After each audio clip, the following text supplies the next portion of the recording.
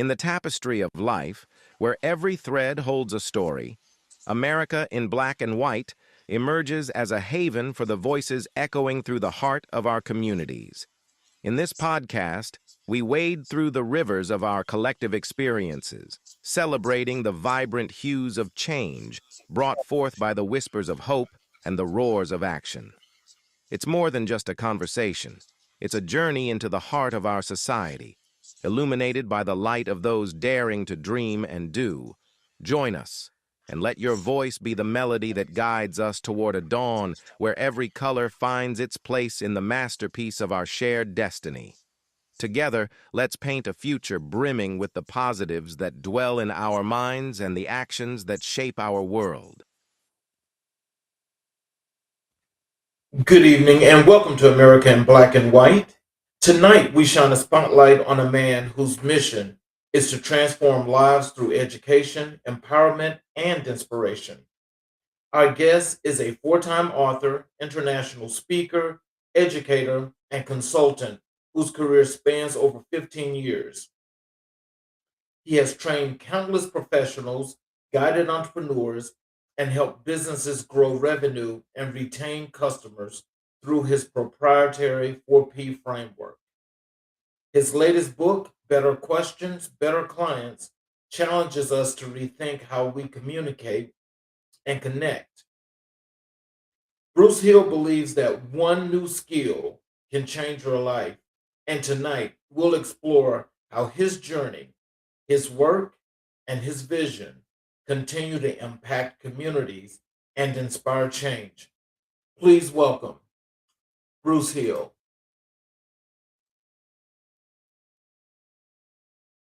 Hello, sir. Hello.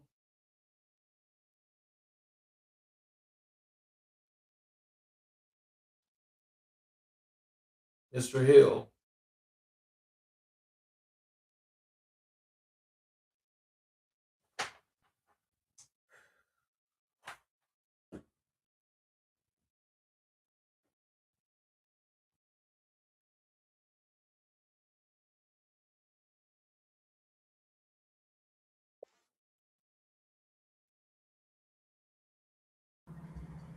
Mr. Hill? Second time. Okay, you're here. Thank you for that great intro. I heard every word. I appreciate the opportunity to serve. Let's keep going. Yes, sir. Is there anything that you would like to say to our audience before we get going into the show? In my life philosophy, what I try and practice, what I preach, what I teach is that one new skill will change your life. And one of the best things I've learned was just how to ask better questions.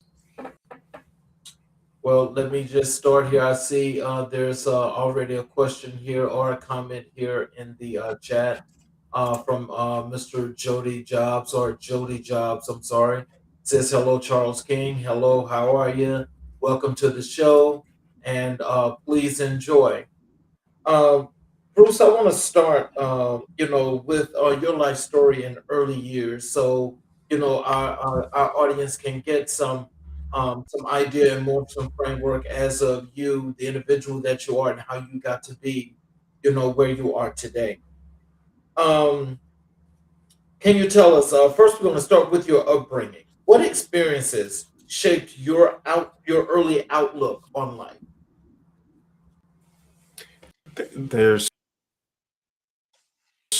two things that stand out. My father and my mother were the integral part of raising me. I had three siblings, or have three siblings, and they're still alive and well. And they taught us to go find out. I think that's the first thing. And I would ask a question. I say, hey, why does this work? Or why does this go that way? They said, man, that's a really good question, Bruce. Why don't you go find out? And some of y'all may be too young to remember this. We had a set of Encyclopedia Britannicas. Right? So you go and flip through there and you find something. And I say to learn more, go to this one. So you go get the other book, and flip through there. And so being curious, right? Looking for answers. And the second thing was, hey, try it. Whether that was swimming, piano, bass. They say, yeah, let's give it a try, and giving me permission and freedom to explore. I think those are some very the entrepreneur. Mm. Also, Jody just put another comment in here, and Jody says, "Hi, Bruce." Hey, Jody Dubs. And so, who were your biggest influences growing up? One of my favorite quotes. He said, "I inspired me." I always preach my dad showing me that compassion can be a part of your lifestyle. It doesn't have to be a weakness. Um, I always say my brother for just being unapologetically himself. And one of the things I really appreciate and I give myself credit for is saying, hey, whoever I am today is just a small. And again, that's that one new skill will change your life. And so I look back and been impressed that I had the audacity to say, hey, I want to grow. I want to evolve. I want to change for the better. Okay. So how did early education prepare you for your career path? I don't know if it did. I don't know if it did. I think learning is valuable. We have to be careful that we spend more time learning than we spend doing. Um, if you had to learn or do, I think doing is the best way to gain experience. Now, learning by experience can be very expensive. It can get you in a lot of trouble. So, and of applying what we learn as quickly as possible, not a test after months or the end of the quarter semester, but an active and ongoing learning. I love to do as a maybe a college professor. I teach almost once a week, but going back and helping those young minds get a better control of their future, and that's the biggest thing I would change is less learning and more doing. Mm. So in saying though that you don't think that your education prepared you, for your career path, what are some of the things, or what did prepare you for your career path? Yeah, that's a much better question. So, just to give you context, I study Spanish literature and mathematics at university level. I also was on the engineering track till some life events happened. So now, as a sales professional, I work in the HR space as well as business consulting with an emphasis on sales processes and sales operations and training. Where's the connection there, right? How did mathematics prepare me to coach, to train, to lead? On the process of learning and teaching you how to study and teaching you to be disciplined. But that wasn't because I went to school. That's something that happened while I was in school. So valuable were those soft skills that we learned along the way. Goal setting, organization, planning your day out, networking, right? Connecting with other people, those interpersonal communication skills. So those things I learned along the way, those soft skills have been so impactful to my success as an entrepreneur. And that's where, again, I created this business. It's New Skills, New You.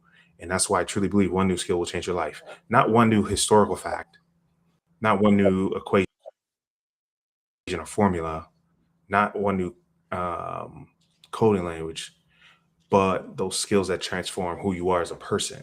That's what happens then. Now we start to change the world. And that's why we're Mm. here, right? Oh yeah, most definitely, most definitely. What challenges did you face in your formative years, and how did you overcome them?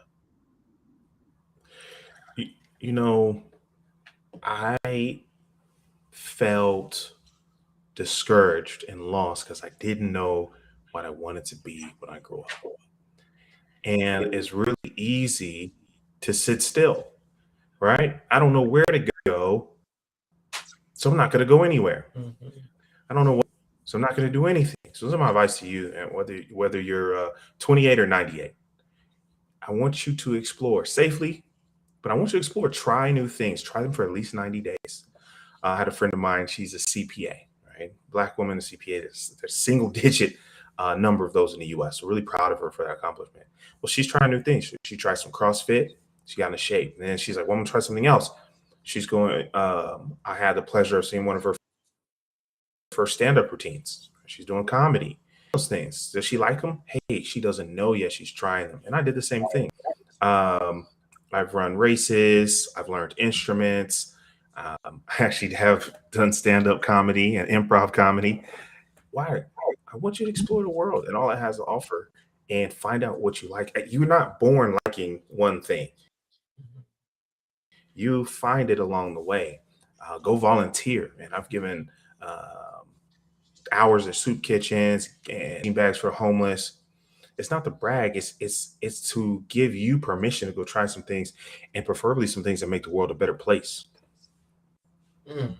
So just in doing those things, because I think that's a great thing to explore, and that's a great way to explore how to get to where you want to be. But when you was doing all of those things, were you already knowledgeable in these areas, or were these areas that you was just curious to see how they worked and you wanted to operate? Mhm. Hey, another great question. I believe curiosity is a skill. It's something you can practice, something you can develop and grow. So imagine this: when you were born, how much did you know? Right? What languages did you speak? What instruments could you play? Right? What computer programs were you good at? You start from scratch. You start from blank, and so that means everything I know today on the way. Somewhere along the way, after maybe high school, university, it could be different places for different people. We stop learning and we stop experimenting. We stop being curious and we stop trying things. So I had this very simple theory. I was like, well, if I can learn how to walk, talk, cook, read, what else can I learn? And so that's where I did just start trying things. Um, and what happened, it was over here, it was over there, it was over here, it was over there. And it started narrowing it down. And started narrowing down. It started narrowing down. And so now I show development, but really the only thing I study, practice, and teach is asking better questions. Mhm. That didn't happen overnight or over a week or even a month. It's been over a decade of exploring and narrowing down, and maybe a lifetime if I look back. Mhm. So your question is a good one. Well, what happened here to get you there? Everything. Mhm. Another quote, the same artist, same Chicago poet, everything I'm not made me everything I am. Mhm. There's opportunities that I missed, some because I didn't have access to the opportunity, some because of decisions I made. But those led me on the path to create today. So it gives me a lot of gratitude for today. Mhm. So you mentioned a key word that actually caught my ear. You mentioned professional development. Can you tell us, when it comes to professional development, how did that actually get to this point that was the thing that just captivated you? Okay, man, another wonderful question. King, I like how your mind works. So, shout out to my mom. She loves to read. So, guess what? I like to read. And a lot of people are like, oh, I don't really like to read. I can't have time. Check this out. After high school, the average American reads zero point 0.8 books a year after they graduate high school. Okay. So let's do the math on that. That means they're either not finishing a book in any given year, or it takes them 5 years to read 4 books, right? 5 times zero point 0.8 is 4. So all you have to do to be above average is read one book. Well, you're like, oh, well, Bruce, I'm busy. You don't understand. It's hard. Hey, check this out. The average professional development book has about 210 pages in it. Stay with me. We're going to do a little math. Maybe it did come in handy. It's got 210 pages in it. All right, that's a lot of pages. All you have to do is read 7 pages a day. Depending on your skill level, I've got a good friend of mine, is mildly dyslexic. It might take him 10 or 15 minutes, okay? It might take you 10 minutes or even 7 minutes. Let's call it 10 minutes. Stay with me. 10 minutes. I'm going to read 7 pages. 7 pages every day for a month. Boom, that's one book. Mhm. That's pretty straightforward, right? Now, Yeah. wait a minute. That's just one month. So are you telling me all I got to do is read 7 pages today? I can read 12 books in a year. Now, here's what happens. If you choose those books carefully, maybe you study leadership. maybe you study communication, maybe you study discipline, maybe you learn sales and you learn business. You will absolutely transform your life when you apply it. Okay. Don't go around here collecting knowledge like you're a historian. It's the people that apply the knowledge that change the world. So now I realize my professional development can be intentional. I speed this up. So I read more often.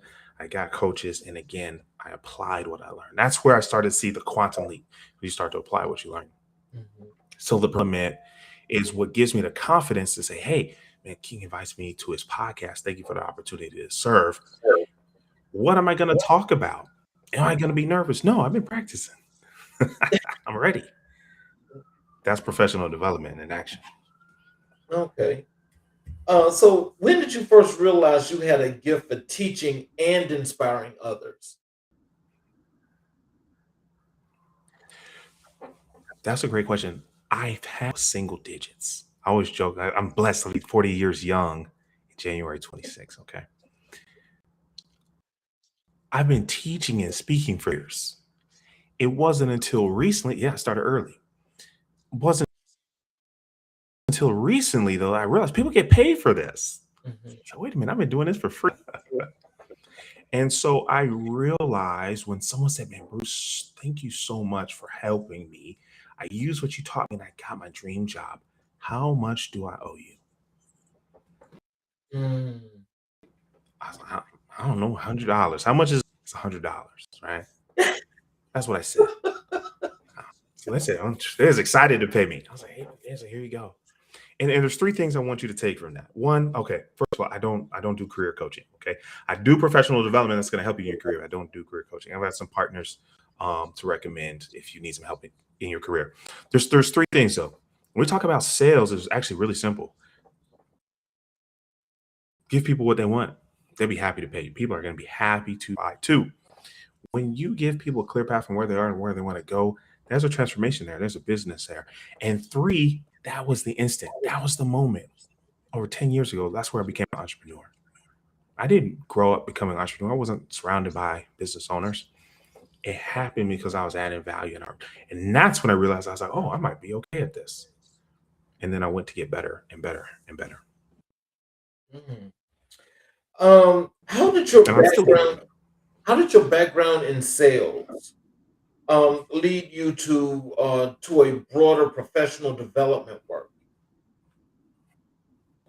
You cannot accidentally be good at sales. Sales Mhm. puts you in front of three things that human beings genetically, biologically dislike. It's uncertainty, it's judgment, and rejection. No one wakes up and is like, man, I really want to get rejected today. And I want to be very clear, I was not good at sales. I was pretty terrible at sales. Mhm. I only got good at sales, at selling, and at teaching sales because I got fired. No, everybody asks, well, what did you do? Okay. The whole business was sold. We were running lending branches for this banking company. They sold that business division. We had to go find jobs. And I asked my friend, better questions get you better clients, right? I asked my friend, I said, hey, if I work harder, I want to get paid more. Or if I do more, I want to make more. What do I do? He's like, well, that sounds like, you know, people always give you advice from where they are in their life. So if you like their life, take their advice. If you don't like their life, don't take their advice. He told me, he's like, you got to go sell cars. So I've never sold cars before. I've never really sold a whole bunch of anything before, but I needed something different. And so I know I had to take some different actions to get some different results, right? Mhm. What's insanity? Doing the same thing over and over again and expecting different results. So I had to do something different. So I went to go sell and I was mediocre. Okay. I wasn't a sales superstar from day one. The difference between a successful fill in the blank sales, musician, speaker, trainer, entrepreneur, business, it's how about proving. So I Mhm. was forced into sales. I had a decision I was going to starve when my mentor says it has to work or it has to work. And so I said, well, how do I get better? And that's where I became, if I'm teaching and training, right? It wasn't on accident. It Mhm. was on So, purpose. So, with the sales background and learning to do sales in that manner, and when it came to teaching, what was it in the sales background that enabled you to basically transform this into a process to help these people in a learning experience? Because that's truly, I think, a great skill. That I couldn't agree more. That we'll go backwards to go forward. Remember, I told you I've been speaking for 30 years. Well, what's a 10-year-old, what's a 9-year-old talking about? And our parents had us teach in, for country folks, they might know something called 4-H. And it's a leadership development program for children, particularly in rural areas. And so that's where I was teaching, and they had curriculum, so I had to follow the curriculum. And then I would do Bibles classes and study schools. And what I realized, it doesn't matter how smart you are or think you are, if you can't make it simple enough for the person you're talking to understand. So when we're talking about kids, it's got to be simple. They don't have any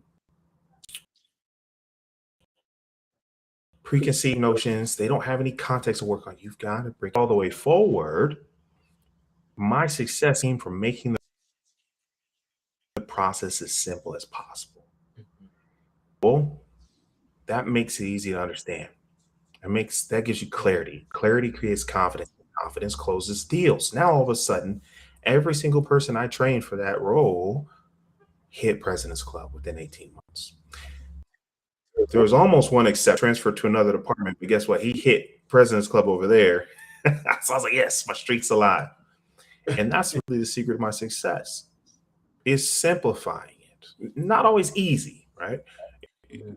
Simple. That's what makes a good trainer. That's what makes a good coach. How can you help me get it? Not impress me, all the bookifications, degrees, that don't help me. What do I need to do? What's my action step today? If you make that part simple, you're going to see results for your clients. You're going to see results in your life. And guess what? People are just going to call on you. And that's a good place to be. Now I'm not chasing people call me. Oh man, that's beautiful. Well, that process that you're saying about keeping it simple, that's a thing that we use in the military. I always say, keep it simple, stupid. That's what they say. Keep it simple. As long as you keep it simple, we good. When you start oversimplifying and you start making things a little bit too complex, then a lot of people are not going to comprehend that. So I appreciate that process, because that's got to be really, really interesting, as to how you're able to break that down as far as you can. I really do appreciate that, and I would love listening on one of your classes. You know what? That's been a big request to do virtual ones. I'll make sure you get invite to virtual ones. We start hosting those here. Oh wow, I would appreciate that. What personal values guide your journey? I don't know if I've been asked that question, or at least in some time. Thank you. A big one for me is grow. Mhm. Everything in the universe is in motion. Is arrogant of us or even foolish to try and stay the same, to remain in a place peace.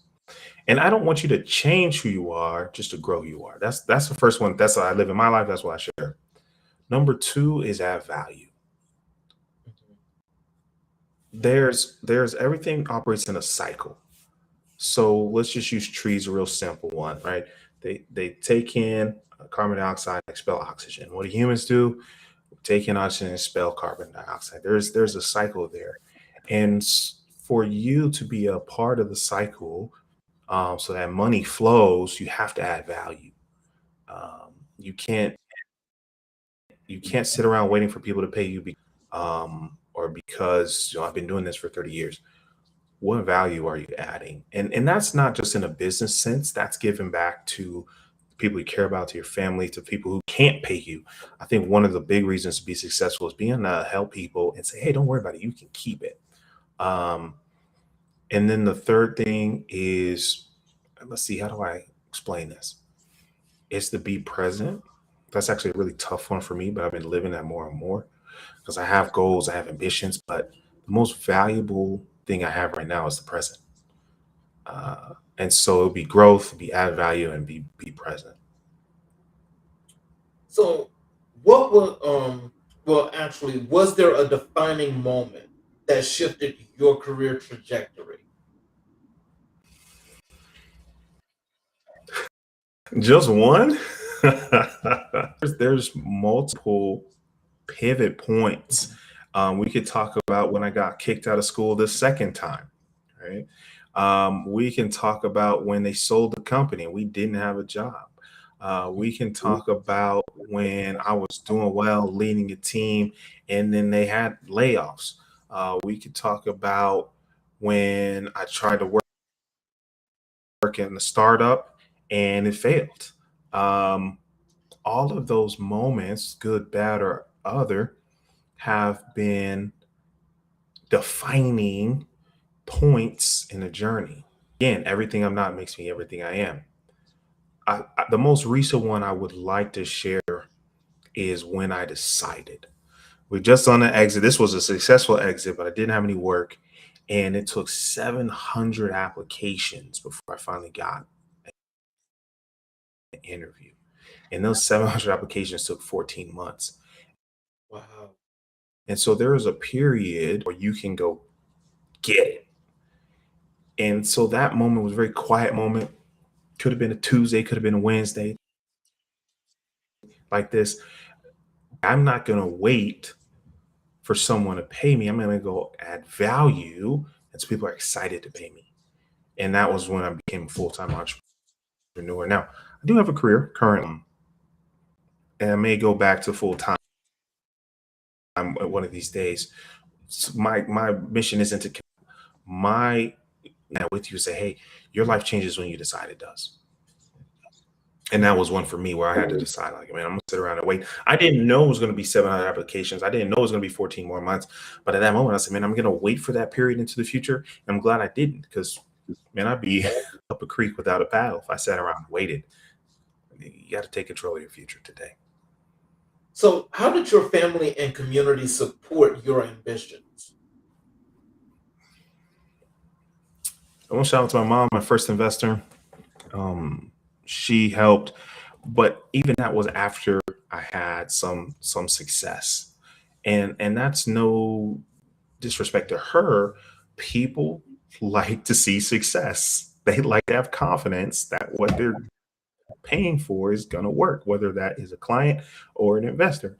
And so then someone might say, well, you got here, mom helped you, giving me that same $500, and I could have gone and bought a video game system, right? Mhm. So then whose fault would it be that was my mom? She gave me some money, No. but it's how you use it. So I've got to shout at her out. I've got to shout out my dad. He's like, hey, whatever you do, just do your best. What do they say? With all your might, right? And then, man, shout out to Colin White of Blue Gopher out of Columbus, Ohio. Probably one of the only people that dreams bigger than I do. Shout out to Andre C. Hatchett, the leader that creates other leaders. And he's one that does not take any excuses. If you want to complain, don't call him. So they've been huge in my success and my journey. And then shout out to my partner, Shakita. I love you. She's been so huge and reminding me to rest and reset and being part of those big adventures. So yeah, man, I'm blessed to have a really great circle. Mhm. So, what advice would you give young people starting their careers today?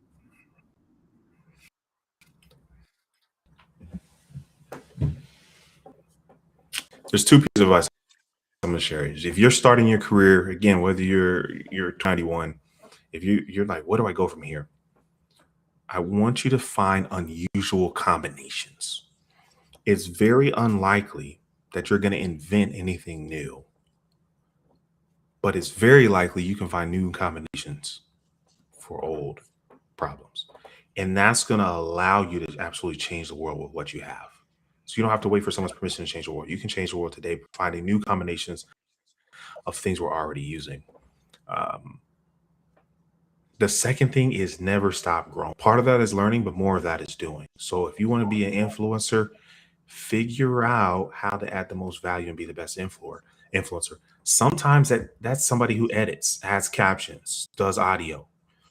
Sometimes you're not going to be the face, and you're going to be even more successful because now you can serve 10, 20, 100 people instead of doing your attention is a valuable currency. So I challenge you to learn communication and practice communication.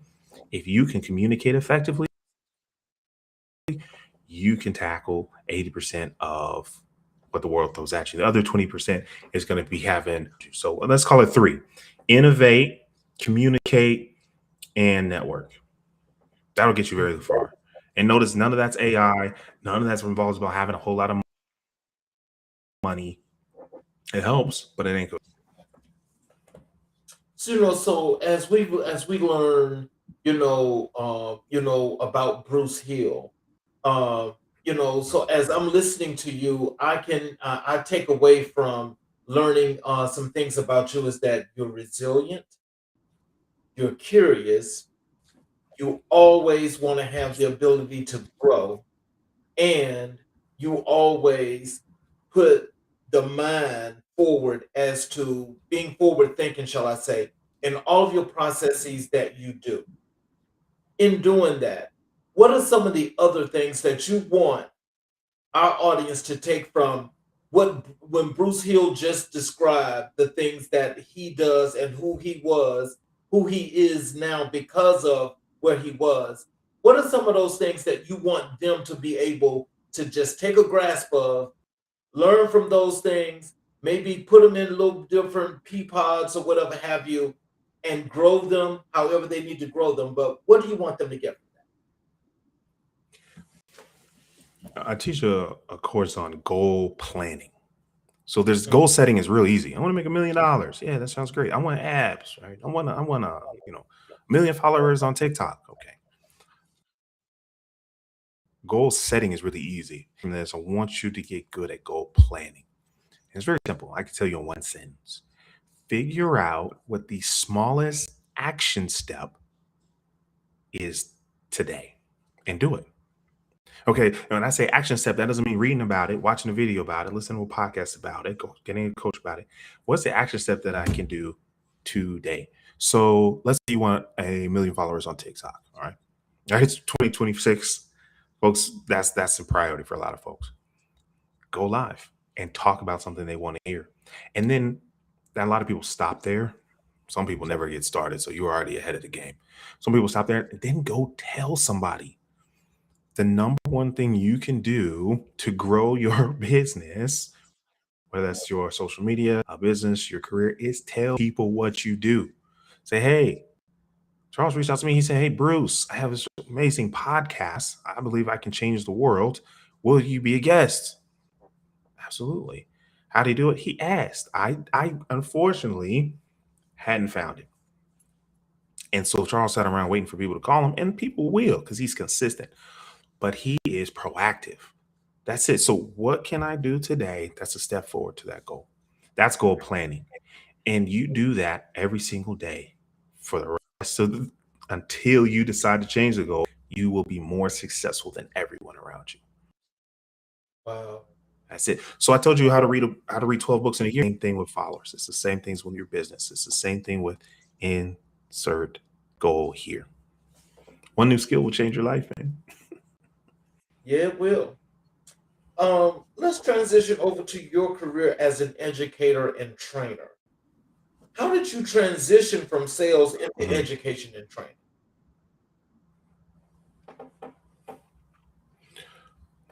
I had an opportunity. Let's go back to selling cars. And keep in mind, while I do offer some sales training, I'm not going to teach you to sell cars. Okay? I'm going to teach you to ask better questions. That's going to help you in every area of your life or business. So I was selling cars, and they were like, hey, Bruce, this guy needs some help. I was like, okay, I'll try and help him out. And I watched him, and I was like, man, this guy's good. Stats, and he had better stats than I did. But I just like, wait a minute, why are they asking me to help? And I looked, and he sold less cars than I did. Now he was more efficient, so if he talked to 3 people, he might sell a car. That's really good. but he sold less cars than I did. Why? What happened? He didn't talk to enough people. And that was a really powerful moment for me, that no matter how good, bad, or getting there, or you are, if you don't talk to enough people, you're not going to have the success you want. And anyway, that's interviews, whether that's followers in interview. So I said, okay, well, how do I that are smart as him, that are talented as him, that work as hard as I do? And that's where I became a trainer. It's quite accidental. So I wrote down all the things he did really well. And then I looked, I said, which one of these am I doing? Which one of these am I not doing? Now, guess what? Now I have a process. And so that next month was one of my best months to date. And they're like, Bruce, what happened? I said, well, here's the process. He said, will you share this with the rest of the store? I said, sure. That's where you become a sales trainer. You create a process. So now, okay, so I moved from selling cars. I went to security for home and small business. I had to create a process. And then I moved to outside sales, business to business, and I led a team there. I had to create a business. Then I moved to a SaaS company. First thing I did was create a process. And so I got really good at creating processes, and that's why I created my Better Questions framework. So you have a process. I can take almost any business, any professional service business, a SaaS business, and I can help them see increase in as little as 90 days because I found a process. That's all it's been. It's always been the simplest step or steps to achieve this goal. Period. Well, Bruce, as I listened to you just now explain that, because this is really, really interesting, is that what I'm learning more and more is that not only are you very analytical, but your critical thinking skills are off the chart. So, can you tell us, how are you processing this information like that? Because again, this is something that's I call that special. I'm just going to be honest with you. I call that special because, when you speak to your everyday person, for one, is not critically thinking. And so they're missing a lot. But when you're able to just take skills, or have skills to just look at what's happening before you and learning what's different and making and creating a process in an industry more than one time. Tell us, what are those things that you do and how do you make that happen? Excellent observation. First of all, it takes a lot of practice. So don't beat yourself up if you don't get this right away. But I'm going to teach you. Is it okay if I give him a little master class here while we're speaking? Yes. Thank you. Thank you. It starts with the type of questions you ask. So very quickly, a lot of people know open-ended questions and closed-ended questions. Okay, pretty straightforward. Open-ended questions are for conversation.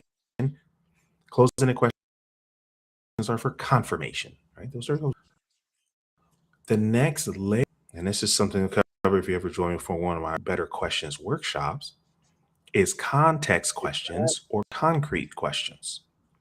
Concrete questions are very obvious. That's your job application, your credit card application, right? What's your name, date of birth, address? Those are concrete because they change or at least very rarely. They change almost never or very rarely.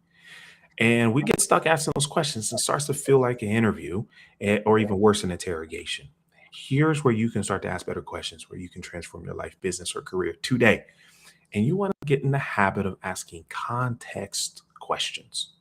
Those can be open-ended or closed-ended, but they all have a very similar underlying curiosity of why. So think about when I created my sales training for car lot, and a better salesman than me, but he's selling less than I am. So then I go and I sell security to home and business. I say, well, how can I make this decision to work with me as easy as possible?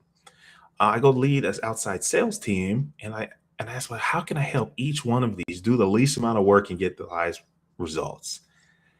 And when you start to ask questions like that, and you ask another question and another question, I'll quote my good friend Bill McCleskey, the questions become the answer. Because then I asked myself, let's go back to the beginning. So why is he a better sales professional than me? He sells less than me. Well, how many cars is he selling? Okay. Well, how many people did he talk to get to those cars? And how many hours or days did it take him to talk to those people? Okay. Now we find a process underneath those questions that we can duplicate and scale. And performing stores in the region, I don't like to take all the credit, but I'll take some of the credit because we reinforce following the process. Wow. That's it. Questions. Mhm. So, what do you enjoy most about teaching professionals new skills? I enjoy the moment they get it. And I enjoy most when they apply it. Because then they come back and they say, Bruce, it works. One of my favorite success stories, she worked with me and she had her first 5-figure week. And then she started having weeks that were better than any month she had in her business. It's not magic. I just asked a bunch of questions. We didn't have to download any software. We didn't have to hire a bunch of VAs. All great things to do when you're ready. But we just asked better questions. And she was able to scale. She was able to raise prices. She was able to hear you more often. That's so satisfying to me. And that's why, even though we offer a wide range of professional development from DISC to leadership and more, I think sales has been the most rewarding because you can really measure the outcome. You're like, oh, yeah, this works. How do you know? Well, here's the dollar sign right here. Um, Win. so, how do you adapt your training methods to different industries? That's an excellent question. So I work with professional service businesses um, primarily. While almost any industry can benefit a little bit, I really try and work with those folks that can benefit the most. You'll notice those are folks that have especially, and often their service is intangible, right? So I don't do as well with e-commerce or retail.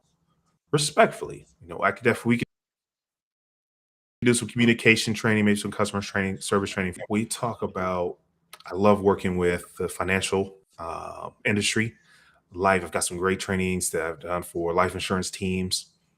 Who else? Speakers, coaches, consultants. That's where we can really make time. That's where our trainings, the book, Better Questions, Better Clients, those are really going to see the highest value. Does that answer your question thoroughly? Yes, sir, it does. It does. Um, what role does mentorship play in your work as an educator? Oh man, never trust a coach that doesn't have a coach. Oh, really?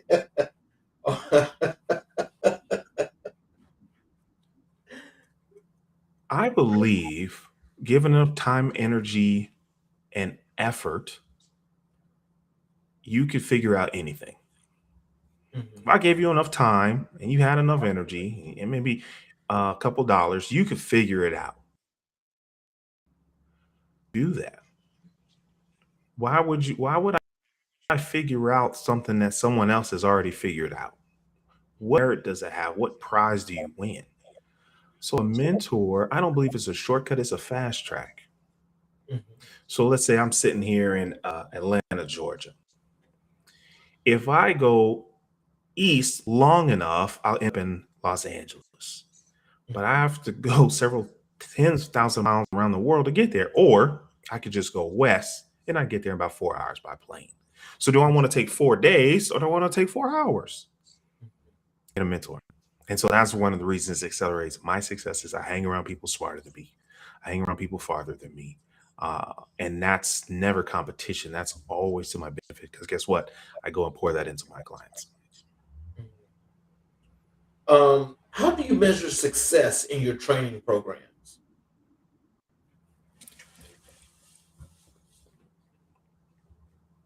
That's going to be set by the client, but it's twofold. Do we have higher clarity or some level of progress? My favorite metrics is dollars increase, right? Either higher conversion or overall dollars cash collected.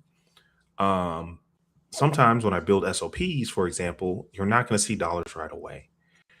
So The measuring progress has to be clear between the client's expectation and then the outcome that we can provide. So if you can say, hey, we're going to accomplish 1, 2, and 3, and you can write it down, that's real subtle. Hold on, I'll say it again. You have to be able to write it down. If you can't track it, you can't change it. So measurable progress, that could be SOPs, that could be decreased call time, that could be higher call to appointment conversion, or appointment to demo, or demo to close conversion, right? Those are where we track, and it's going to change from client to client, but we have to make sure there's something measurable and not just dollars.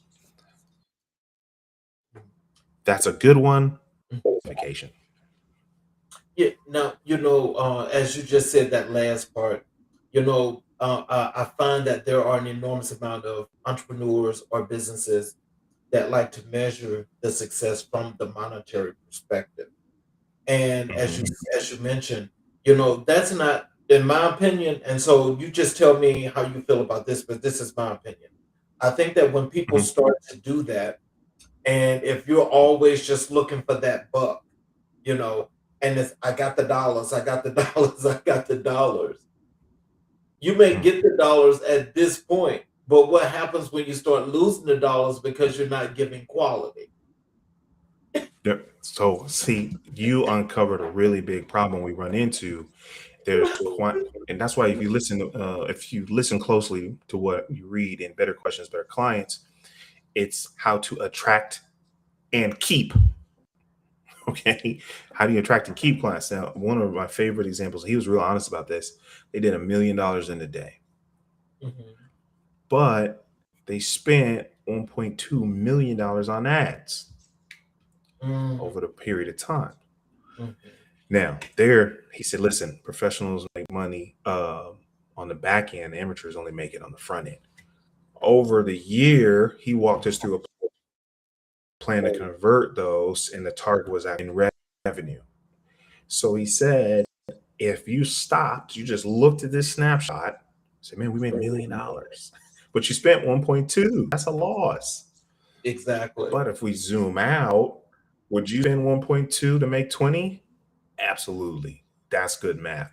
So I think there has to be some dollar measure to it, but that's not the only measurement, and sometimes not even the most important measurement. I agree with you. I think your opinion is spot on. So, what's the most rewarding feedback you've received from a student or trainee? Mm, man, I have to pull up some testimonies. I have some good ones out there. I put one in the cover of my book. Um, do I want to do it? I think I will. I want to read this one. If you'll give me 4 seconds.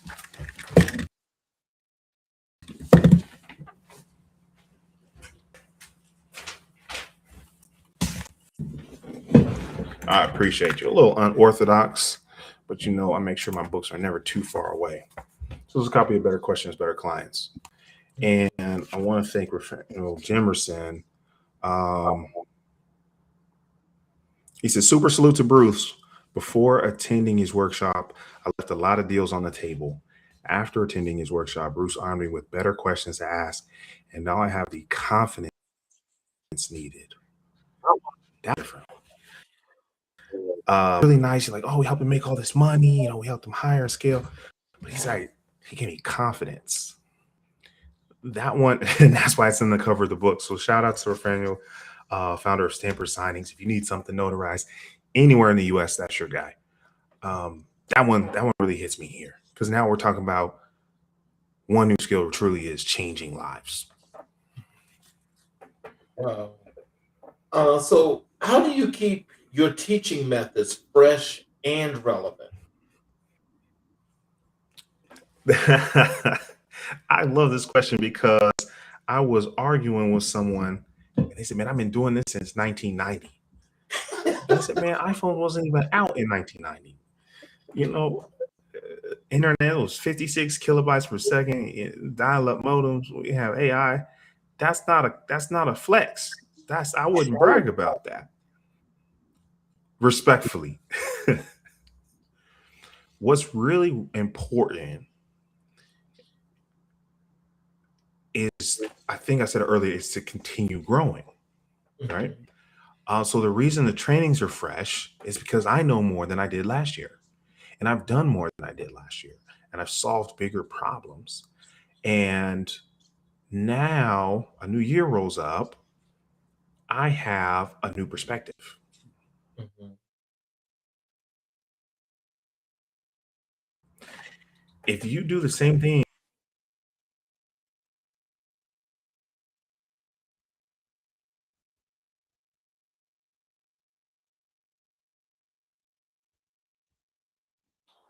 train us and others, that's where we keep it fresh. It's going to be my growth.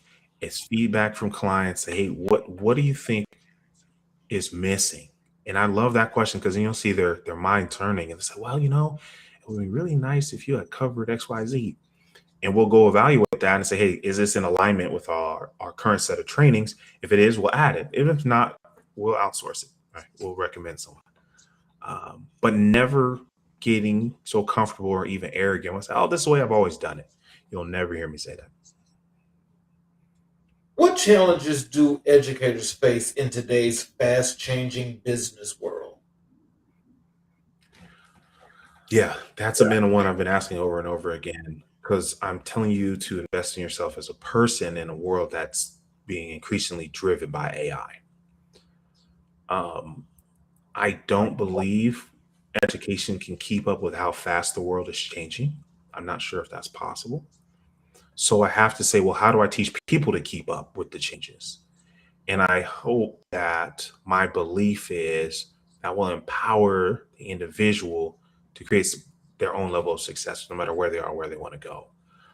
So the challenge in keeping up with changes is one, chasing fads, two, never having any strong enough grasp on anything to get good at it, and three, diluting your conversation.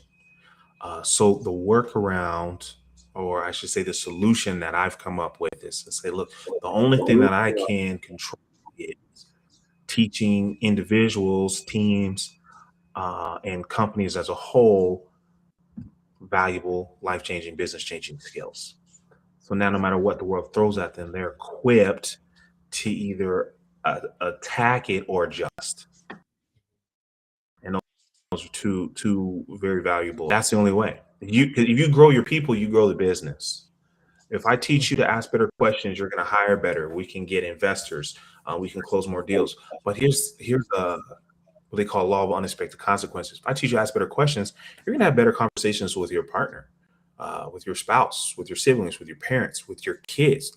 Now we have a better relationship with our family. We're going to have better interpersonal relationships. Our network grows, and it can be just from that one skill of actions. And I use that example because that's where I'm focused, but it applies to so many other areas in your life. That's the only way to keep up, I think, is to give people the soft skills and the tools to make those adjustments. So let me ask you this because, as you mentioned, like with it being ever changing and how the world is changing and evolving every minute, every second, and so forth. To think about the new tools that are there, such as like the AI, or if you've got this new and improved software that does what it does. I mean, what do you think would be the issue?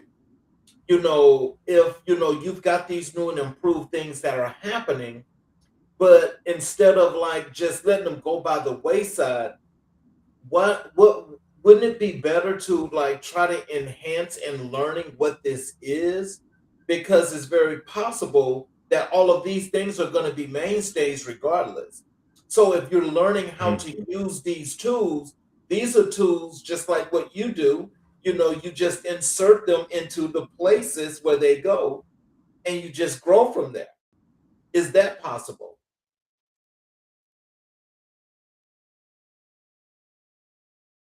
So you're asking, let's use AI for example. One of the questions I don't Mhm. think enough people ask is how does it work? Okay. Mhm. And then you ask it again. well, how does the people that make it work get it to work? And you can keep going long enough, you'll find one of the biggest challenges they're having with AI right now is people that can pour concrete for the data centers and cooling them. Mhm. So now all of a sudden, concrete is helping us with AI. I think there's still lots of space and opportunity. While jobs may be eliminated, there's going to be others created and opportunities are going to be created. So you have to be careful not to learn something, apply something just because it's popular in this decade, right? It's AI.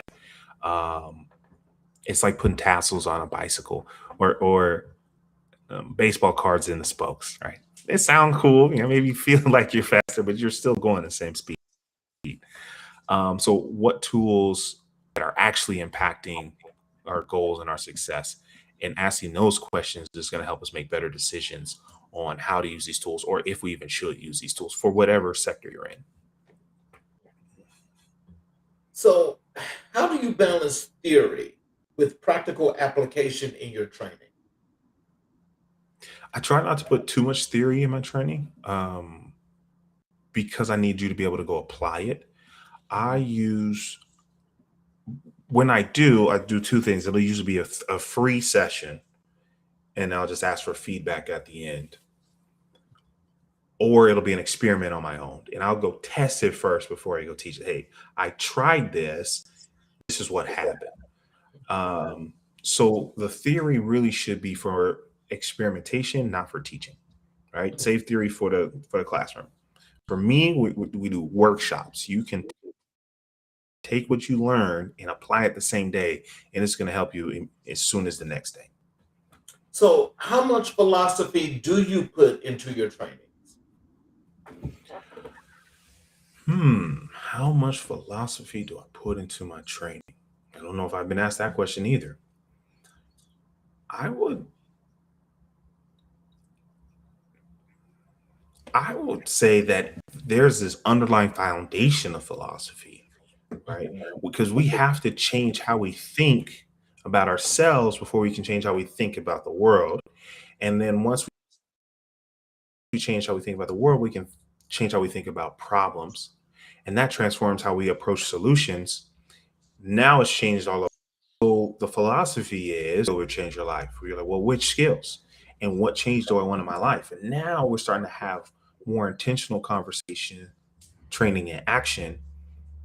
Again, whether it's your family life, your career, or your business. So we have to be on the same page. Like, do you believe you can evolve and be successful? If you don't have that philosophy, yes, I do believe one new skill will change my life, then I probably won't be a very good help to you. Mhm. Oh, So wow. it's got to. So I'm glad you asked that question. It's throughout the whole thing, but it's backed with actionable steps. Right? We're not Mhm. just sitting there thinking all day. Okay, here's how we take this philosophy. How do we apply it to our life, our business? Yeah, great question. That's good. That's a good one. What's one skill you believe every professional should master? Mm, I was afraid. I was afraid you'd ask me this one because you're like, okay, they're gonna ask you what skill. Um, there's five that I focus on. Mhm. The first is discipline. Yeah, discipline is a skill. Leadership. I would say communication. I put curiosity under there and sales skills. I'd probably say curiosity. I'd probably say, and again, it comes back to asking better questions. Even if you don't feel very curious, if you just train yourself and ask questions, you really can change so much of your life in such a dramatic way. Um, Without spending a bunch of money, without going back to school, without moving to a new state or country, if you can just learn to be curious, to ask better questions, every dimension of your life, from what you eat, how you sleep, to your relationships, to business and beyond, is going to be impacted for the better. So those are five that I really challenge and encourage everyone to practice. But you say, okay, you can only pick one. It's going to be curiosity. It's going to be asking better questions. Mm. And so, can you just tell us why curiosity? It's there's one of my favorite books is Think and Grow Rich. Whether you like it, love it, or if you've never read it, it has these 13 steps towards riches. And questions is desire. But in that chapter, he talks about having a clear picture and timeline of what it is you want. So the very obvious question is, what do I want?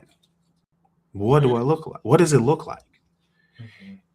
And that's a very subtle level of curiosity. A lot of people aren't as successful as they want to be because they don't know what success looks like for them. Right? One of my childhood stories, Alice is in Wonderland. She reaches a fork in the road and she says, which way should I go? And she hears a voice in the tree. It's the Cheshire Cat. The cat's like, well, where do you want to end up? And she's taken aback, right? Just talking cat in the tree. She says, well, I don't know. I guess it doesn't matter where I end up. So the cat says, well, then it doesn't matter which way you go. And so curiosity, I'm sorry, yeah, let me pause there. It doesn't matter which way you go. So curiosity impacts your life on a very fundamental decision making. Why am I even getting out of bed this morning? You just ask yourself, where do you want to go? You say, I want to be successful. What does success look like? I want to go. I want to visit other countries. What are you going to do when you get to those countries? I want to try some new foods. Okay. Well, what do you do today to get one step closer to traveling to other countries and visiting the world? Well, sure. I need a passport. Okay. Well, how much is a passport? And you just ask these questions, ask these questions, ask these questions. So, okay, a passport's X number of dollars. Yeah, I got to fill this out. And so you take the first step, man. Okay, what's next? Oh, I got to get a plane ticket. Okay, get a plane ticket. I need some money. How do I get some money? You got to add value. Where am I going to add value? Now we started a business. So now people are like, wait, how'd you end up so successful? I don't know. I just kept asking questions and here I am, right? I visited 4 countries just this year and I was paid to be in 2 of them. How'd you get here? I was curious. I just asked questions and the questions are the answer. So I truly believe if you can just teach yourself to do that, man, you'll figure everything else out.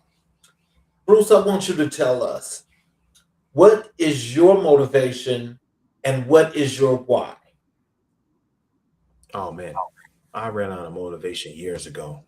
I, am all out of motivation, man. I ain't got nothing extra, nothing to share with you.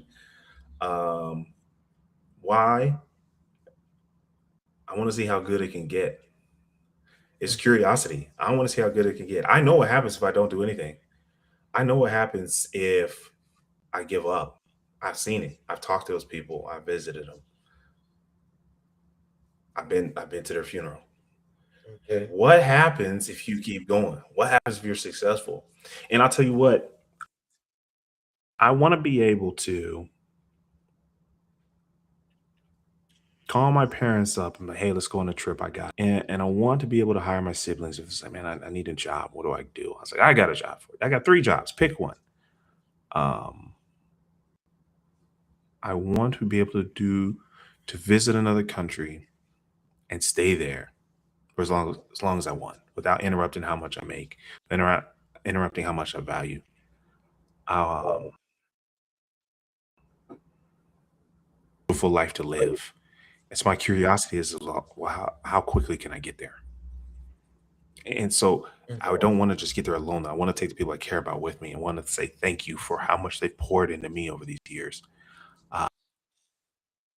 So when I don't feel like it, which is most times, that's Okay. Let's talk a little bit about your work as an author. You've Mm. written 4 books. What Mhm. inspired you to become an author? I didn't even want to become an author. I'm really starting to see a theme. I didn't mean to become an entrepreneur. I didn't mean to become an author. My buddy was like, man, I should write a book. And I was like, dude, you should write a book. Do it. And like a year goes by, and he's like, man, I've been thinking about writing a book. I was like, oh man, you've lived a great life. I've been here for half of it. Like, you should write it. Book. A year goes by, and he's like, man, I should write a book. And I was like, dude, just write the book. It's easy. He's like, how do you know? You've never written a book. I was like, it can't be that hard. And the smartest thing I did, shout out to Turia Vision about Book Rich Profits Club. She helped me in 3 days. Wow. The hardest part of writing a book is clarity. Writing a book is easy. I think if you sat down at the keyboard and started typing, but having a clarity to put which words in what order, that's the hard part. So anyway, Book Rich Profits Club helped me get description, get it edited, formatted, published. Boom, first book. It's 8 steps to sales success. And I still sell some copies from time to time.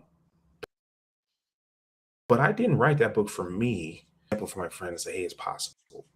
And I asked myself a question, because better questions get better answers. I said, well, what should I write about that I know about? I'm not gonna make nothing up that's gonna add to those people. I said, well, I know a little bit about sales, so I'm gonna share a little bit about sales. And that's how the first book was done.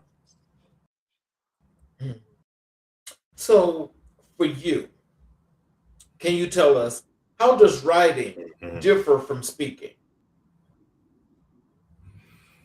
It doesn't. It doesn't. The best speakers help you change what you do, think, or feel. They take an organized series of ideas to guide you to a transformation. The best authors change what you do, think, or feel, and take an organized series of ideas and guide you through a transformation. The only difference is the medium. So a lot of people are like, well, I'm not really a speaker. If you've ever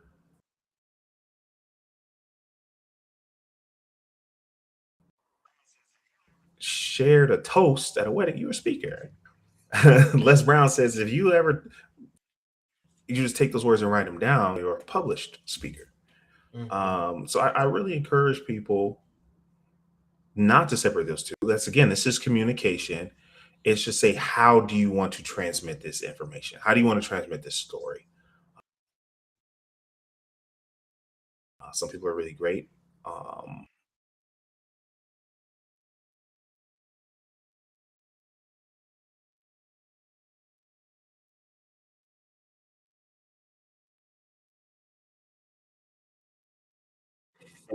And so I think there's some longevity, but I just do both. Don't choose. Do both. Abundance. What was the process behind your latest book, Better Questions, Better Clients? Oh, another great question. So I realize most people don't need sales training. So there's two questions that pop in your head. You're like, well, why not? And then what do they need? Most people need clarity, whether that's career or business. And so I said, how a framework that lets people achieve. And so I created the Better Question framework. And I said, okay, what's the best way to transmit these ideas, to share these ideas? How can I share with the most people in the least amount of time, at least amount of effort on my part? Well, it ends up being a book. So, okay, book number 4 is loading. I wrote the first one on my own. I had 2 collaboration projects. This is my 4th book, my second solo project. And so I said, okay, what is the outcome, purpose, transformation, and end result of someone that reads this book? They'll be able to design a process for their business that lets them get more of the clients they want to keep. So great. We've got our end in mind. Let's take the steps to get there. So it really is. If you just read through it, it's just step by step by step. Page 85, we talk about turning conversations into clients. And it's just 5 simple steps to start with a conversation and end with a client. I used it today. She said, yes, I'm waiting for the invoice sign, right? So now that goes practicing what I preach. So I just took that from my lifetime experiences and put it into this book, Better Questions, Better Clients. This one took a lot longer to write than the first one. I interviewed over 40 people from 5 different countries, which shout out to the contributors. They're thanked in the front pages of the book.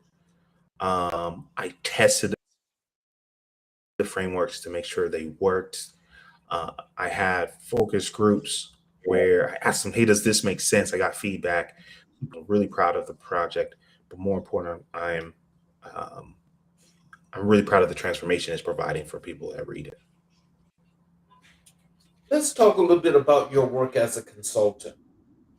How did you Mhm. begin consulting with tech startups and professional service firms?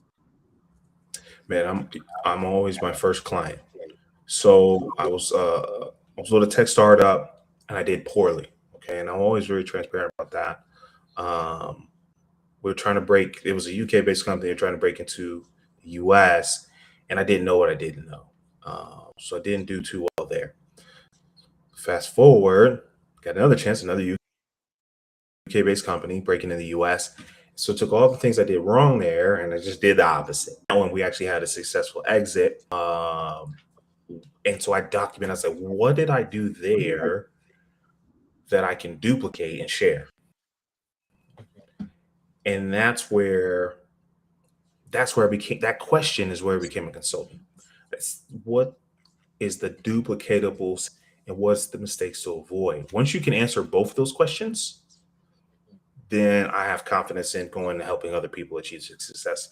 Here's something really subtle about what I just said is both those questions. When people get it right the first time,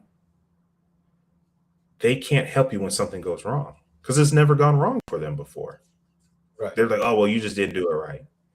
So one of the things I really pride myself as a coach and consultant is I've done it wrong more times than some people have tried, and I've gotten it right. And so I can help guide you more efficiently, effectively, and smoothly because of that variety of success. So, what is the essence of your proprietary 4P framework? Oh, I love it. Okay. It's so simple. I remember writing and I felt guilty. I was like, man, it can't be this easy. Um, we're gonna ask questions people around around the process and the pricing. People, we ask ourselves a simple question: who can we serve with excellence? The promise is something I see missed over and over again. They tell us what your coach, international speaker, 4 times author, but they don't say why. What's the transformation and result of the outcome from working with you? That's the promise. The process is those are the steps we're going to take to get you there. And that helps us predict the future. That's how we are able to charge. Because I know if you follow the steps, you're going to get results. How much is up to you. And then the pricing. How do we price it so it makes sense for the business, right? We don't want to go out of business. We're giving things away. How does it make sense for the business? It makes sense to our future customers. So it's got to be easy to understand, but it's also got to be accessible to the people we're looking to serve. So we have a people, we have a promise, we have a process and pricing. That's it. But those questions will absolutely transform your business. This year will be in pale in comparison to the next year. So, how do you help businesses improve customer retention? It starts with the very first question is who can we serve with excellence? And there's like I think I said it earlier, right? I don't work with retail, I don't work with e-commerce. Some of the personal development could be useful to the founders, but when we talk about driving business, who I serve with excellence are people leaders of professional service businesses. Why does that matter? Because I can serve them with excellence, they get the results they're looking for. So now, guess what? They're leaving, they're sending referrals. They're saying, hey, can we come back and work with you again? So now I'm not begging people to say, like, oh, we'll give you a discount if you renew. People are happy to work with me. And it starts with that first question because I don't want to serve people good, right? Part of my grammar. I don't want to serve them good. I don't want to serve them great. I'm difference. That's a subtle difference, but I promise you the ROI, the lifetime customer value is going to be. When we chatted, when we set up this appointment for you to come and be a guest on the show, I mentioned to you that we do Black History 365, and I asked That's what I'm you, hearing. I said, in Black history, who is the most influential person or persons in your life or career? You said Mhm. you are. You said self. Now, can you tell us, because that's unique, and I'm like really anticipating this because I've never heard that before, but I love that because you are setting precedents anyway. So can you tell us, why are you your most influential person in Black history? Questions, and I say that with arrogance and humility. Um, the humility is that I have a responsibility to change the world, and the Mm, arrogance is I have the ability to change the world, and I already have, and I continue to do that every day because I'm growing people. We're growing businesses. We're feeding families. We're creating opportunities. We're building wealth. We're changing the lives and legacy of every individual I come in contact with. So I take that very humbly as a responsibility, something I'm motivated to do. It's my duty, it's my obligation, it's necessary. But I also have the yeah. like, man, it's going to be bigger and better, right? Just not just my family line, but the families of everyone I work with and come in contact with. So when I say that, yes, it's arrogant because it's a big response, but I accept that responsibility with utmost humility. I can't wait for someone else to create the future I want. I can't expect someone else to be the leader that I need.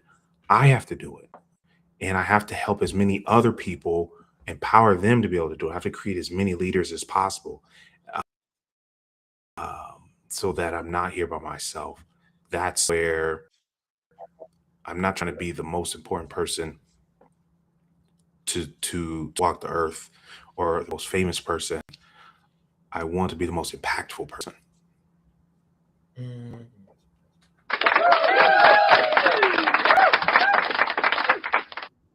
I love that. I love that. And it's always great to be confident and feel secure within yourself, which you more than exemplify that. And I don't think that is arrogant at all. If you want to know the truth, that's from my perspective, my opinion. I don't think it's arrogant. I think what it does and what you're displaying is that the natural innate ability that you have to create impact and make change. And in that whole process, you are doing this from within. So it's rather you come when you come across these people, shall I say, it sounds like what you're saying is, your intentions are to be impactful, but also to make that change that's everlasting, that you're instilling something in them, just like, and I don't mean this to sound this way because, those folks that are holy religious will probably get upset, but it's basically like, when Jesus walked the earth, it's the things that he did where he was impactful like that. And so I don't see anything wrong with that. I think that makes a whole bunch of sense. And I think that, it takes confidence to actually sit here and say that because that's what you believe and that's what we support. So I just want you to know that. Thank you. So can you tell us, how has what you do shaped your philosophy and approach to work? This is when it comes to Black history. Yeah, absolutely. There is, man, that's really a whole nother hour. To be succinct, we have a lot of things that we cannot control or change. A lot of things that we weren't responsible for, that we are responsible for the consequences. And that's a very difficult position to be in. However, I believe we have a much more power to change today and tomorrow than we give ourselves permission to access and to utilize. Mhm. And so I can't change the past, but I can absolutely change the future. And so what I do is so important because again, I want you to get a career where you're making enough where you only have to work one job, right? Fancy that crazy idea. I would love for you one job to be more than enough to cover your bills and have a little extra to save and invest. If that has to be your business, then let's be a business that can hire people. That's where we communities Mhm. where of the clients and the revenue and the processes again, because it comes back to processes where we can bring on team members that look like us. So now we're not complaining about, oh, well, the C suite is only X percentage of this person or gender. What are you going to do about it?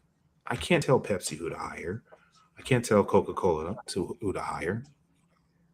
Um, hire people. And I think that's a very subtle shift in thinking. And so, well, let's just do it ourselves.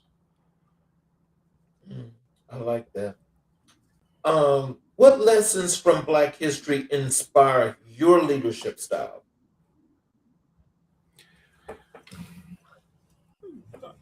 If you look at any leader, any time period, again, I told you, what was it? Discipline, leadership was the second one. Communication was the third. Curiosity and sales. Out of a hat, doesn't matter because it's still going to apply to them. Was their ability to communicate, and then we define leadership as your ability to influence others, hand in hand with communication. So what's inspired me is say, hey, to be a better leader, I need first lead myself, and then I need to be able to communicate effectively. No leader was successful on his or her own. They had the people around them, and they took care of the people around them. The people around where the momentum was really built. Yes, they may be the front runner or the face of any given movement or event, but their ability to lead and communication is what helped make that successful. So bring that to the present. The lesson I learned is leadership is a skill we have to invest in, not just as a whole, as a community. And that's where communication continues to be a big part of my trainings.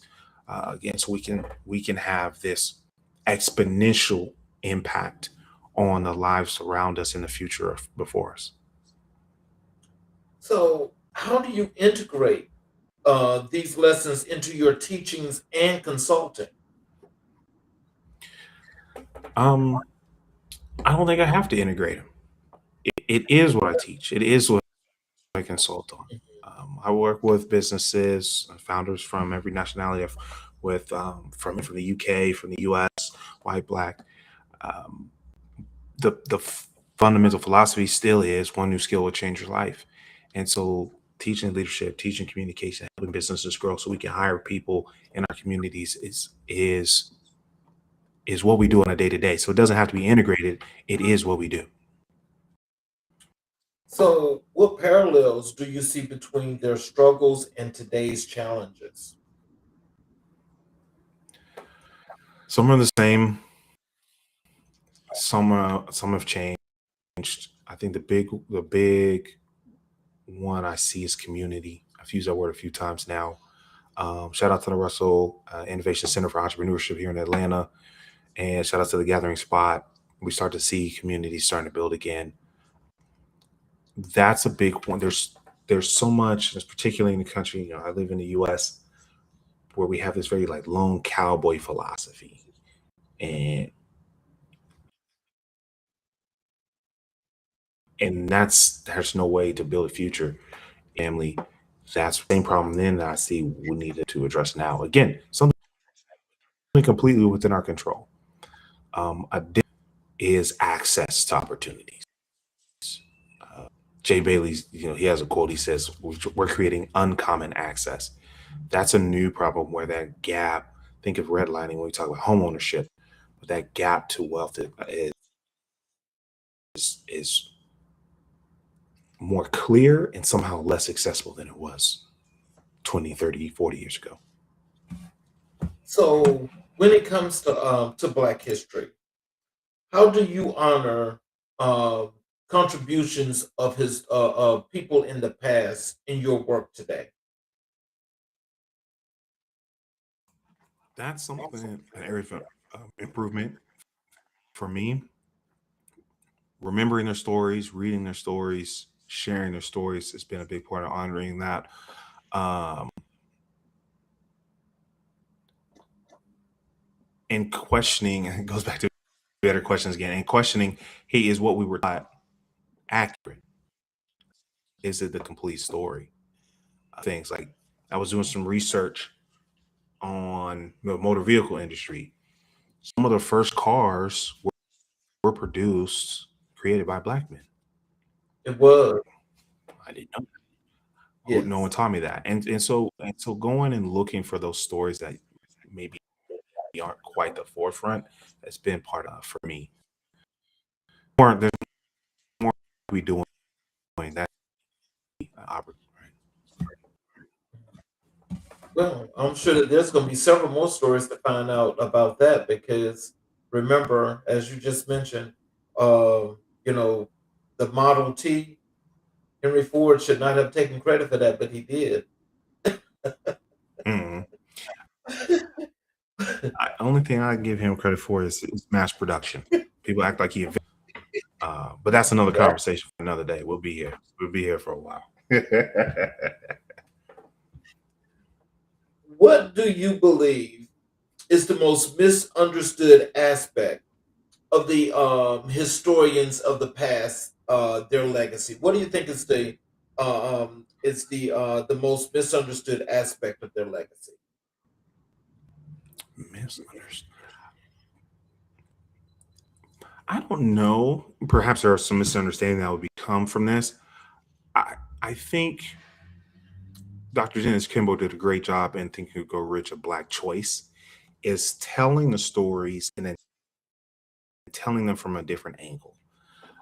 Sometimes we hear stories from just one angle, Mhm. and it could be true, but it's not a. And that's where I like to look at stories from multiple angles, because let's use our good friend Martin Luther King Jr., right? Mhm. There are people here in Atlanta that, right? And so, okay, well, why is that? And what lessons can we learn from that? There's people we haven't heard of very close to them, like Abernathy, Mhm. and folks on the construction companies that help build Hartsfield Jackson Airport, right? There's pieces of history that intertwine with the lessons we hear, the more popular lessons, but that are fundamental. Shout out to the men of Phi Beta Sigma Fraternity Incorporated, right? How they supported the civil rights movement.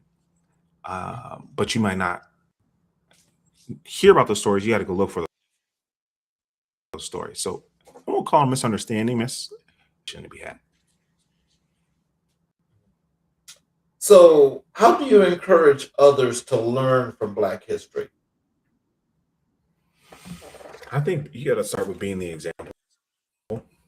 Mhm. Um, I'm seeing this generation behind me, they're less interested in the past.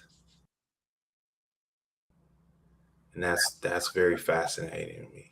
I will give them credit. They take a lot less BS in the present. Job being mistreated for 40 years because of security. They will leave, and I do respect them for that. They talk out against injustice, and I'm really optimistic about our future with them. One concern I have is they don't look backwards as much. So you and I, right? I might listen to my parents' music, and I still do. You might listen to your parents' music. This generation listens to music 10 years ago, and that's it. And then, so I'm concerned that when you talk about history, even the last 50 years has to be told, has to be shared. Um, Shout out to Russell Center again. There's a mural these faces, and I'm ashamed to admit I didn't know a lot of them, but I'm proud to say that I went and I looked them up. That's I think that curiosity in action. How has Black history influenced your writing and speaking?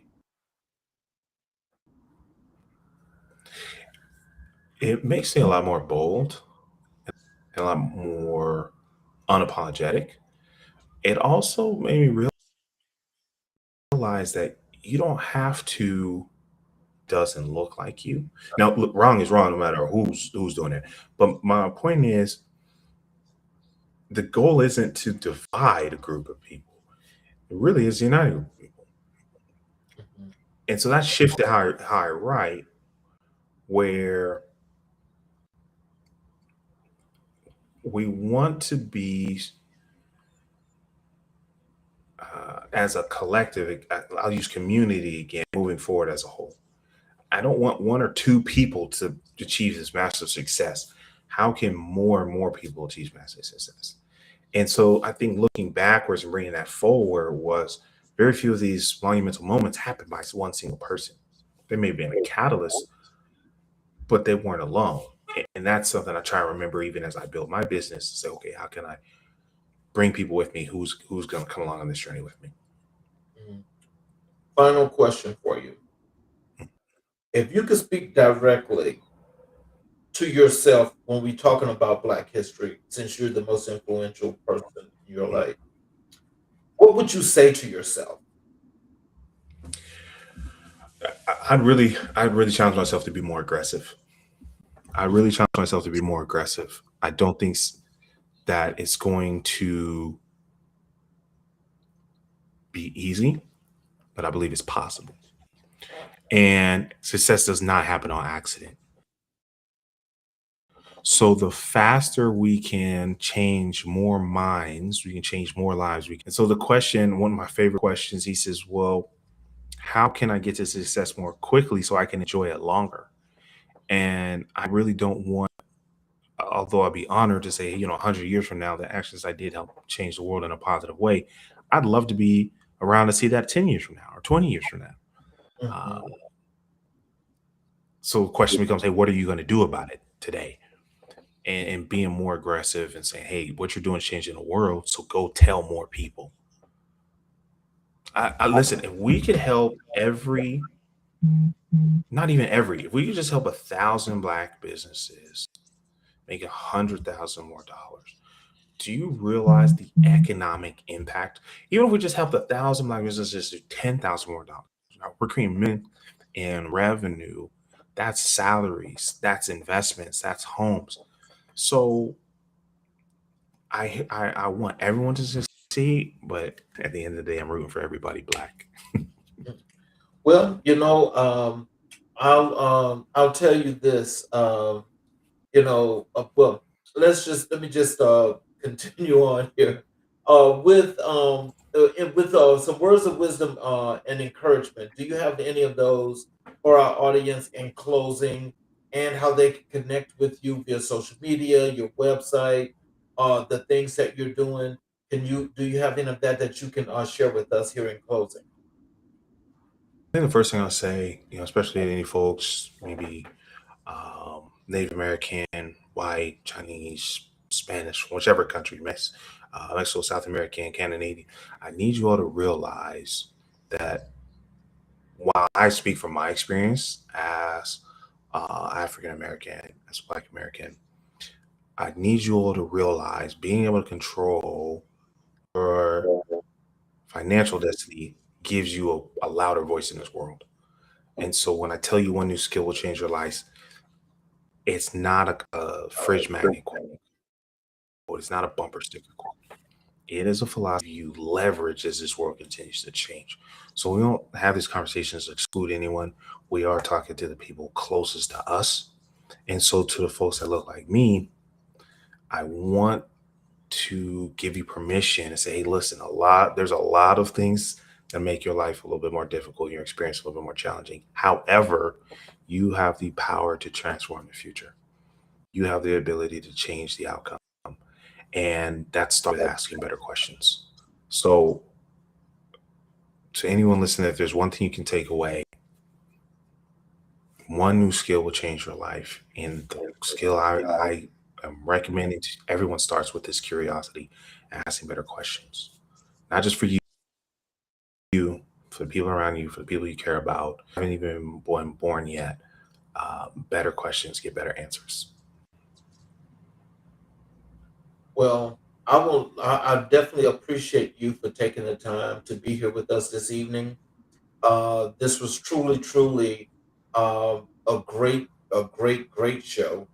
And it's one where I can honestly say that for those that know how to listen and how to look, will understand one thing.